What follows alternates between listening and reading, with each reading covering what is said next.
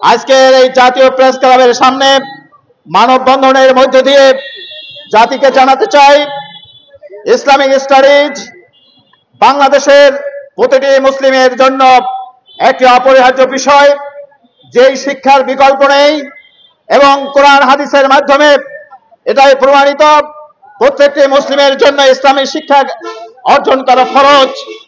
সেই হিসাবে আমরা এটা দায়িত্ব হিসাবে মনে করছি যে ইসলামী শিক্ষা সরকারের উচিত বাধ্যতামূলক করা। আওয়ামী সরকার, ফ্যাসিস্ট সরকার 2012 সনে ইসলামী শিক্ষার বাধ্যতামূলক সেই আইনটি তুলে দিয়ে এটি অপশনাল করেছে, পরবর্তী পর্যায়ে 4 সাবজেক্ট করেছে। আমরা এর প্রতিবাদ জানিয়েছি তখনও, কিন্তু বিভিন্ন সময় তাদের নির্যাতন, নিষ্পেষণ, হয়রানি